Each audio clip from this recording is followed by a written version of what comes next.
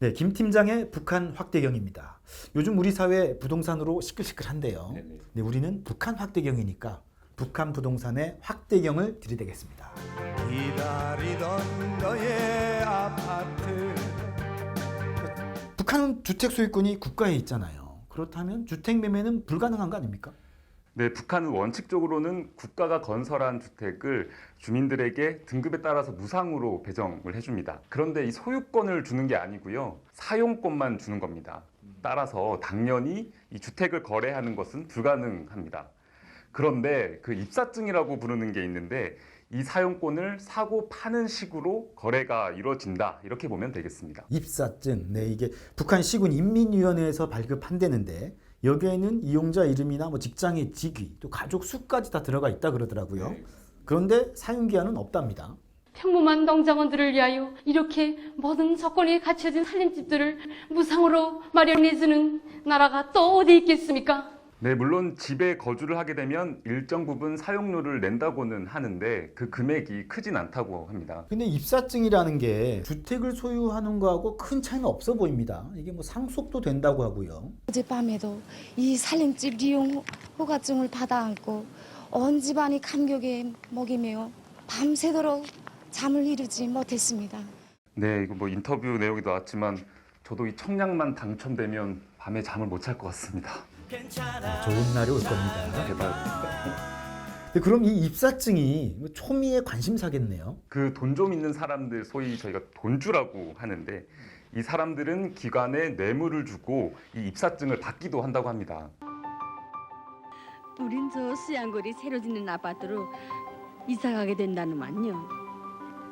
아니, 그 내 보소가 요란하다는 아파트? 네. 어떤 사람이 좋은 데로 이사 간다, 뭐 이렇게 자랑을 하는 것 같네요. 그 다음 장면이 핵심인데요. 이 여성이 그 입사증을 발급해 주는 곳을 찾아가서 소위 청탁을 합니다. 아들 없는 우리 집이라 사위를 아들 삼아 맞아드려야겠는데 집이 좀 좁고 해서 지금 수양거리에 새 아파트 하나 거의 짓는 게 있다면서요? 아, 수양거리라. 네, 결국 입사증을 받아냈습니다. 아이고 뭐니나 벌써 입사증까지 받아왔구만요. 그런데 이 청탁한 게 걸려서 나중에 상당히 곤란한 상황에 처해지게 됩니다. 동문회 저장 동무가 그 아파트와 연관이 있다는데 그게 사실이요? 끝내 일이 더 좋구나. 이런 영화가 나왔다는 게 이런 식으로 거래되는 게 많다는 걸 반영하는 것 같기도 하고요.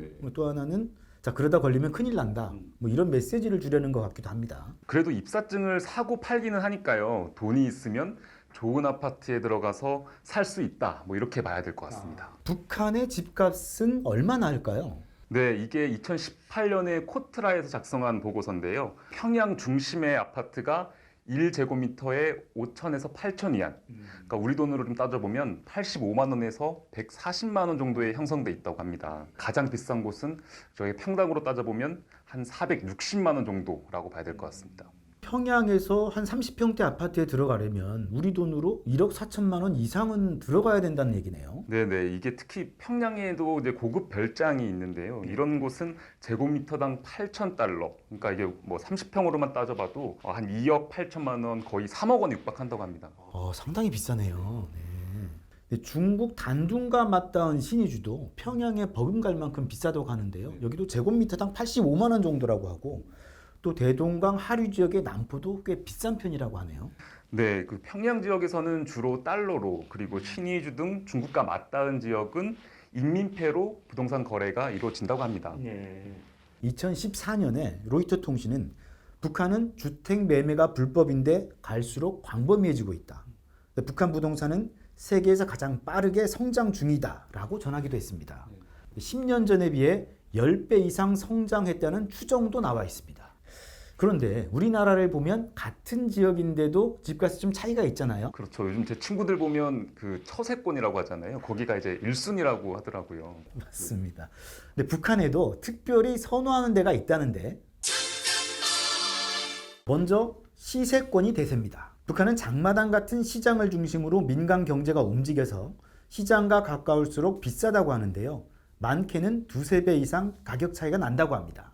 또 하나 학세권. 학교 주변이란 말인데 학생들한테 하숙을 제공해서 임대 수익을 얻을 수 있다는 측면에서 선호한답니다. 북한 부동산 상황 좀 자료를 좀 찾아보긴 했는데 이 북한이 공식적으로 내놓은 게 없어서요.